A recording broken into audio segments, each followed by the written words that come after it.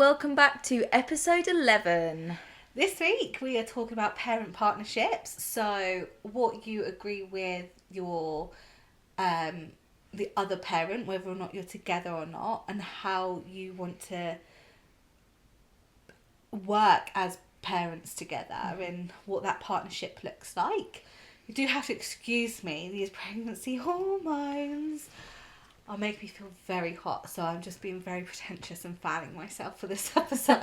Got to be done. I feel like it's quite a nice little breeze actually. Are you getting a waft, are you? Yeah, I am. Oh, yeah. But yeah, like when you're becoming parents, you also you do need to have like a bit of a chat to your partner on how you want to parent, because I think that's really important, because I obviously believe, I'm sure you're saying, you're a team when you become a parent. It's not one parent does it this way, one parent does it that way. It is a joint effort, it's a team effort. You need to be on the same page, also for the children's sake. Even if you're not on the same page, even if you're not, your children need to think you are. Well, yeah, exactly. That is like, you need to be a united front, and your kids need to just be under the impression. Yeah. Regardless if you just had a massive argument, you act like, no, joking.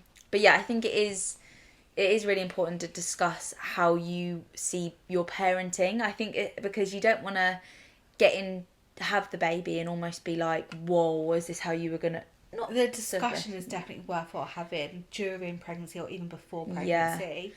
Because me and Josh spoke about how we'd want to raise our children before we had Finn, and we were very much on the same page with some stuff.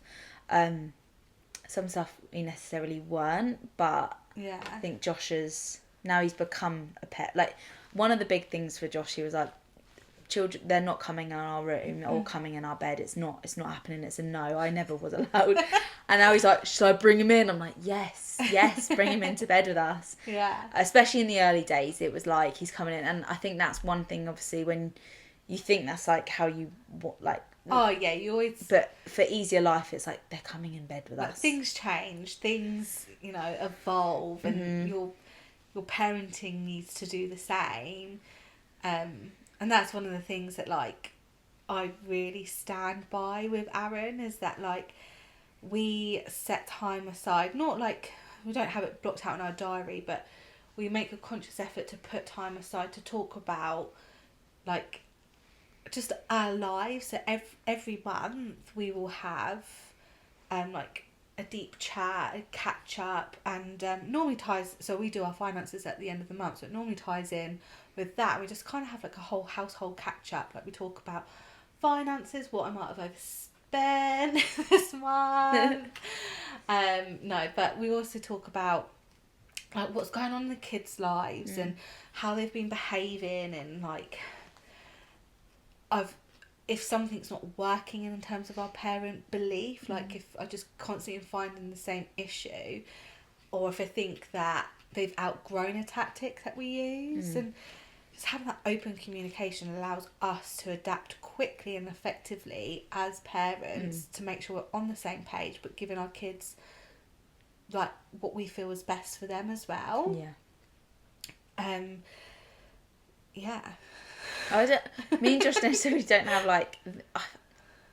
When Finn goes to bed, sometimes we just have a catch up then, or like there's a lot going on with business and stuff at the moment, so it's like every night we're kind of talking about what we can do, what I can do, like vice versa, and then I say, oh, Finn's like this, so we need to change this, but like, so I feel like I'm a bit more of a catcher-upper quite quickly. I can't almost leave it until to have that chat. I'll just be like, right, let's have that moment now. So we're still very much like that, but what I mean is that the actual conscious, like, you have a plan. Like, we have debriefs daily, like, oh, my day's been like this, and then like, sometimes that goes deeper, and sometimes it doesn't. But we actually have a specific, almost like a meeting, and it's very informal. Yeah, but it's actual time that we've allocated to talk about specific things to make so that when, I don't know, like the first week of the month I've really struggled with something, and Aaron and I have talked about it, but when we've got that allocated time we'll talk about it again. Emotions not as much involved, and we can really tackle it rationally and come up with a plan. We might have already come up with part of a plan or the whole plan, but it's just going over it again Yeah. and like really hammering it down and ironing out all the creases and just making sure that like, again, like, has he actually heard what I've said, or has he just taken on my emotion and tried to deal with that type thing? And it just makes sure that all aspects of our life that's going on in that moment, we're coming from the same angle. Yeah, I think that's a really good thing to do, actually. Like, I think communication as parents is like next level. You can't not communicate with each other, because I think it breaks down a lot in the family anyway. Yeah, and it can easily be done because you two are both trying to raise little kids and, you know, setting that time aside. It's hard. I also think as well, like, when with parenting partner, even if you're co-parenting, having that, just being like having that clear communication with one another, like, and just like, even like in a like when you're together, you end up having like that once, like that, you have like the privilege of being able to do it as and when, as opposed to like if you're not together, that has to be a bit more structured, and you might have to be a little bit more careful if anyone's coming to bring up points that are loaded with emotion. Like when you're in a couple, if it gets too overwhelming with emotion, you can walk away and come back to it, but that might not be the case if you're not actually together, because that is the only chance you've had to talk about it. So if someone's overly emotional, they might not get their point across, or if someone's overly emotional, you might react to the emotion as opposed to what they're actually wanting, what they're actually trying to get heard.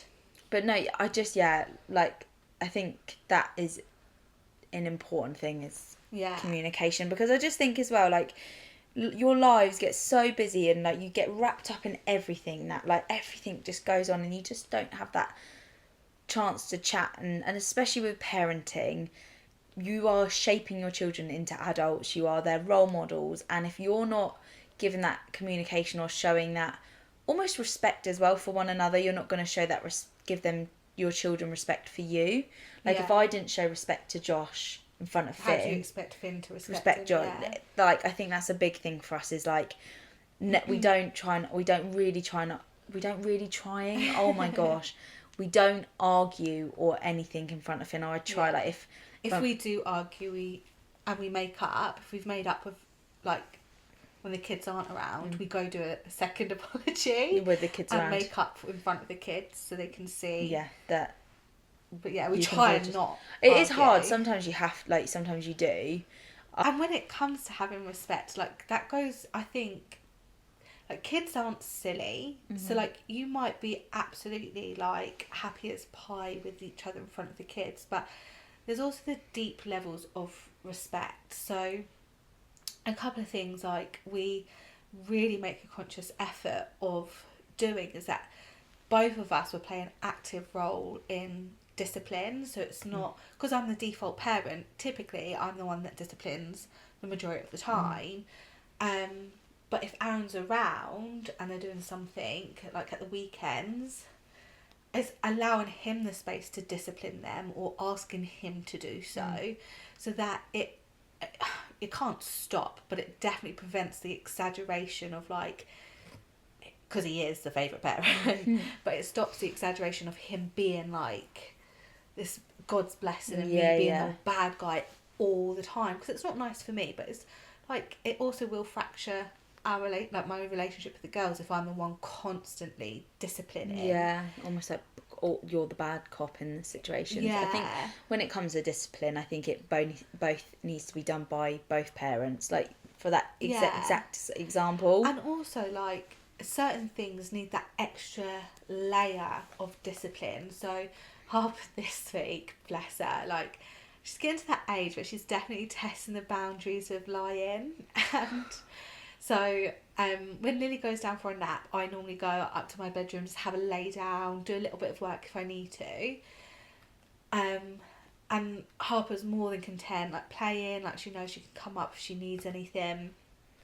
And she's really enjoying, like, waking Lily up from her nap. Oh, nice. And so she woke Harper up from her nap, and I was like, I just need to finish this last bit of work, so you guys go down and I'll be down in like 10-15 minutes. And then they come up the stairs, And Lily's talking about sweets. And I'm like, what was that, Lily? And she said it again. I was like, oh, have you had some sweets? And Lily and her little, she was like, yeah. And Harper was like, no. I was like, have you had some sweets, Harper? And she's like, no. And then I asked Lily again. She said, yeah. And I was like, Harper, have you had some sweets? And she was like, yeah. And then I was just like, at first I was at a miss because it's the first time she's really lied like that. And so I don't know how I kept my cool because these hormones are like got me raging here, there, and everywhere sometimes. And I just said to her, I went down the disappointed route. I was like, right, you know, you weren't allowed any more sweets today because they had some chocolate in the morning. So I'm really not happy that you've had the sweets.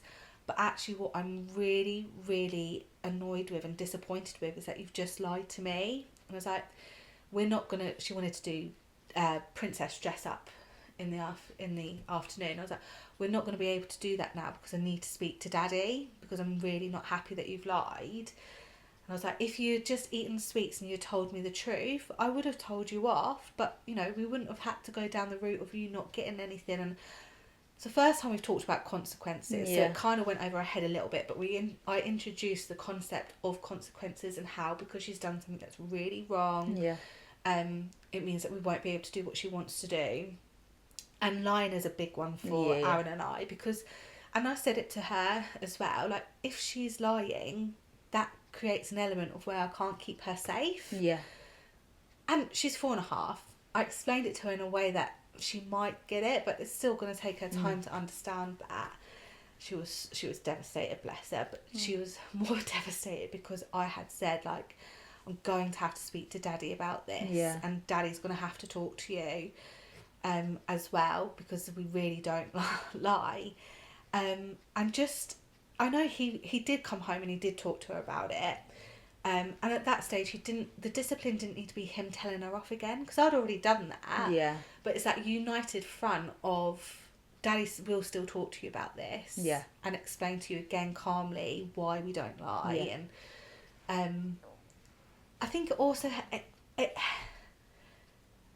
also, not only does it teach them that Aaron and I are on the same level of respect, it just also ups the value of what that parent's saying, not only in that moment, but when I go to tell her off the next day, because I guarantee I probably did, like, she knows that Aaron's going to back whatever I say regardless. So that's something we really try and do. And then on the other, like, flip side of that, when it comes to, like, our household roles, like, as much as we definitely have, like, we talk about what we expect of each other in the house and stuff, and we've got allocated roles, like, he does the bins, like, that's a blue job. Yeah. But there's elements of the bins that I can do that they can still see that just because of X, Y, and Z doesn't mean that I don't do A, B, C. Yeah. So, like, I normally bring the bins in, so they know Daddy takes the bins out, but Mum still does the bins. Yeah. I just do the part of the bins that I want to do. Yeah. And they don't know that side of it. And we really make a conscious effort of both of us doing chores, that they don't see that one parent does everything and the other parent, in their eyes, does nothing because they're not at home and they're working. And I think that's I think going forward, it's a really good thing to teach kids of this generation, because we're getting to that point where, like, gender's not really impacting sort of the household typical roles anymore, and it's making sure that sons do know that, like, they need to step up in some elements, like changing nappies and stuff like that, but also knowing that, girls, you need to ask for these things, and you also need to be able to do your 10p's worth and stuff. When it comes to myself and Josh, I feel like a lot of the house, not saying anything about it, a lot of the household stuff I just kind of naturally do. I naturally do too. And it's quite difficult for him to see, because Josh, when he gets back, it's dinner time and dinner's already done. Yeah. And Josh will still help clear him up and, like, stuff like that. Sort of thing. Like, you're still seeing Josh take an active role in household responsibilities. Like he'll still look after like give food to Finn, like, and everything like that, and like he'll go take him up to the bath. So there's them kind of like almost responsibilities of he's still showing that he's not taking care of Finn, but it's more like Finn's usual day.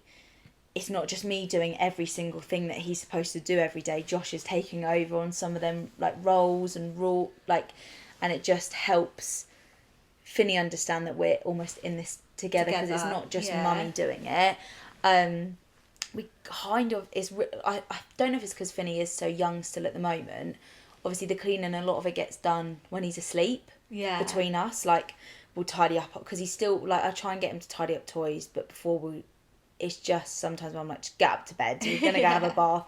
And we're quite when it's bath time, we go up for bath and we don't come back downstairs, and he knows that's it. Maybe when he gets a bit older and he knows that we will be like, right, you've got to tidy up your toys before you go up for bath time, and little things like that. But at the moment, and I see you both help him with that. And like I definitely like, I think one thing for us is with our parenting skills, we show a lot of love and affection to each other.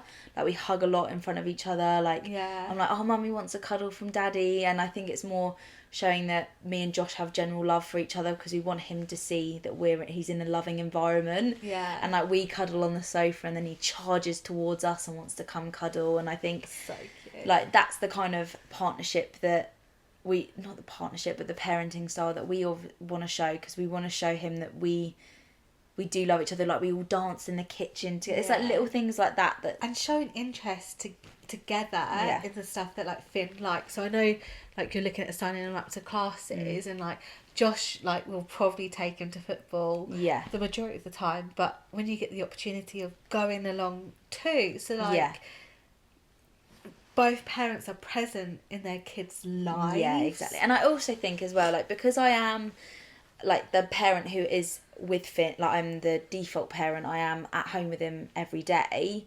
I think also it's nice to give your partner that time to have that time with their child.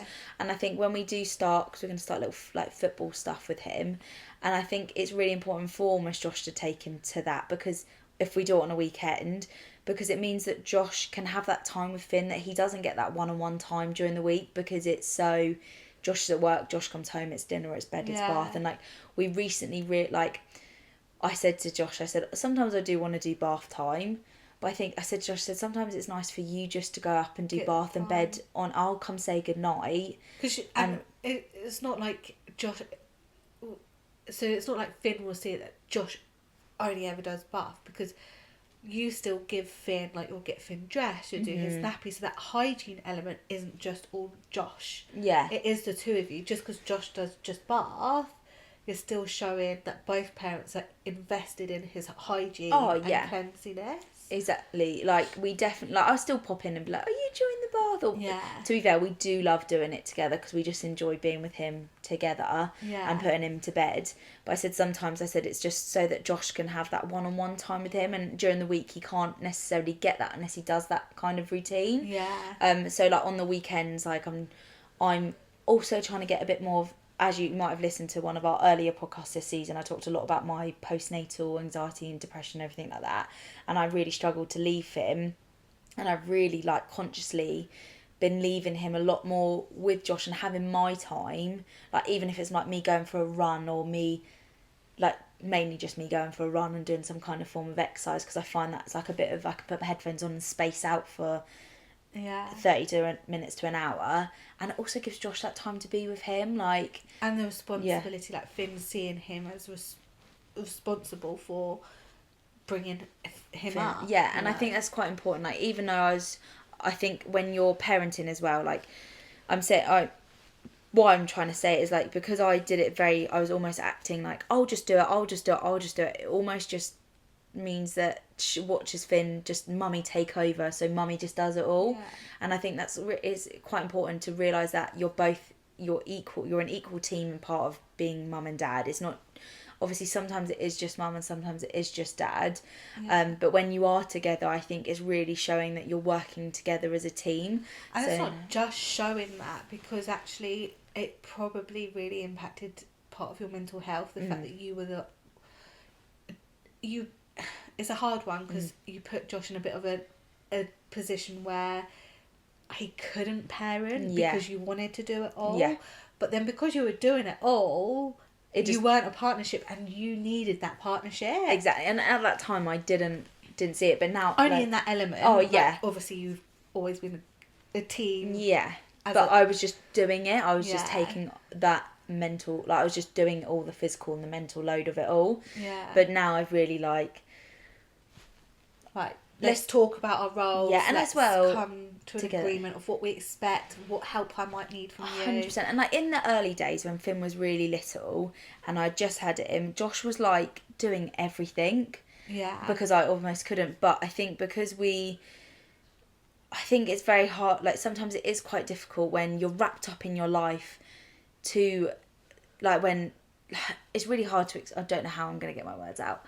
When you're wrapped up with everything with life, sometimes you forget that you are, like you need to make sure that you're on the same page with stuff, because some stuff Josh won't see because I'm at home with Finn. Yeah. And sometimes I won't see stuff because Josh is with Finn. And I think that's why you really need to communicate of like how you're going to do. And I think we realise what we want and what we don't want when we were raising Finny, and we were very clear with how we're like yes to that and no, we don't want to do that. And I think that makes it easier because we both want him to grow up very well rounded, and like the way we want our children to be brought up, we're very on the same page. And we had that discussion. I was very much like, I didn't want to use the word naughty, and only because I worked in a childcare setting. Josh was like, yeah, but he needs to know that word to understand that word.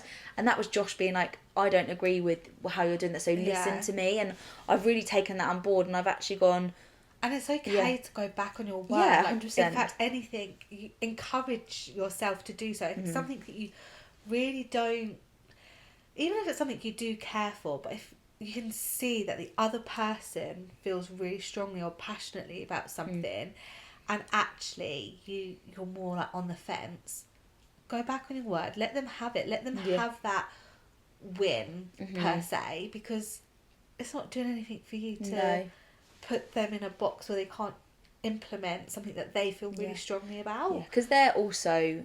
It's their child too. Yeah, that's it, exactly. It's their child too, and everyone, like, especially if you're co-parenting as well, like, I know obviously sometimes it's not amicable, but I think just to always put your children first, I think that's really important. Like, you're in a safe environment, put that child first. You always need to think about the kids, because I think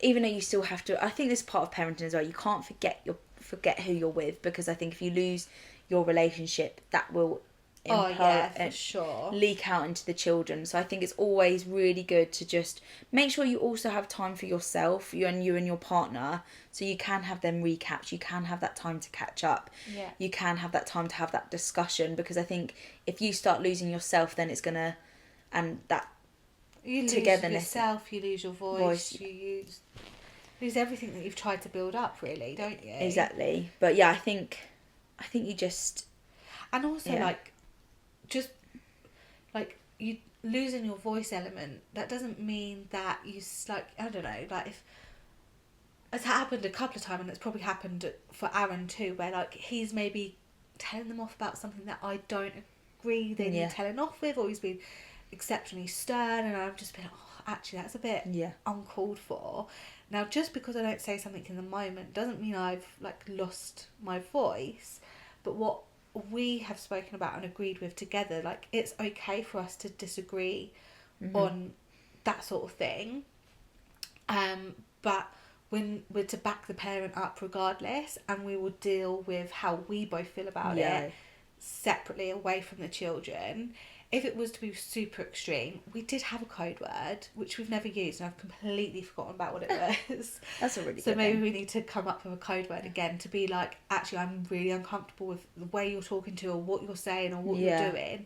And we can just use that code word to the parents so that they can close down the conversation instead of coming in, stepping on their toes and embarrassing them in front of the kids. Because I think that's a big thing, is you don't want to be like, whoa, like, I know sometimes sometimes it's natural and you're like, oh shit, I shouldn't have done that. I think I'm quite like, I like to step in a little bit, but sometimes I have been like, no, you need to step back, and like Even if you just walk away, like if you can't handle not being able to say anything, just walk away. Yeah, because they also, like, they need to have that respect, like, the kids need to have the respect towards the other parent, like, and they need to know that what they're saying is also, like, when they mean no, they also mean no. It's not just you saying no. But I think in general, we're really, like you saying about honesty, we want that honesty, that fun. We want that fun environment for Finn. We want him to explore. We want him to grow. We want him to have all of these opportunities, but we also want to make sure he's grounded and he's watching us be a partner and a team, because I think then that also will round him as a person when he grows up. Yeah. Like, we also want to have fun. Like, we're dancing in the kitchen together. You could never get Josh. I don't know if you'll like me saying this, but Josh would never like really dance with me in the kitchen when it was just the two of us. But now Finny, we put like, we used to put Cars on all the time, and we put like Encanto on, and we like all dance together in the kitchen, all having a laugh, and Finn's like running on the floor, and it's stuff like that we want that environment to be in. Like, we want it to be fun. We want it. And you two need to be on the same page and in a good space with each other to be able to create that environment for 100%. him. I'm literally like, Daddy, get in, we're dancing, and Josh comes running in, and I think it's just about, almost as well with kids, I think you also need to let your, like, almost not let your guard down, but that's not the word that I'm trying to use, but be a bit silly, be a bit fun with them, show them love and funniness. And I think if you're always very stern and this, I think it's just not, they don't see like the fun side of, and parenting is fun, like it's fun being parents at times. I think like with that, like again, it's having that conversation with your partner about like roles that you play, because I really struggle with like playing, so I can't do imaginary play very well, and I like, girls want to sit and read, girls want to sit and colour, like I'm all there, like they can have that fun, dancing again, like dancing, singing, fine, but when they want to like role play, shopping and stuff like that, I just can't. I really I can do it for about 5 minutes, maybe once a month, but. And I hate admitting it, and I feel so bad. But like Aaron and I have talked about that, so he makes a conscious effort to fill that void. Yeah. It's just, exactly. And if there's stuff that you struggle with during like as a parent, then that's when the other parent, because there's going to be weaknesses and strengths in either of you. I definitely think that, like, there's some stuff that I'm necessarily maybe not so, like, when it comes to like, not the discipline, but when you're saying about the voice, when we were talking about like tone of voice, and everything, when Josh raises his voice at Finn knows Josh means business, and he knows. But when I raise my voice, he's like, yeah, whatever, mum.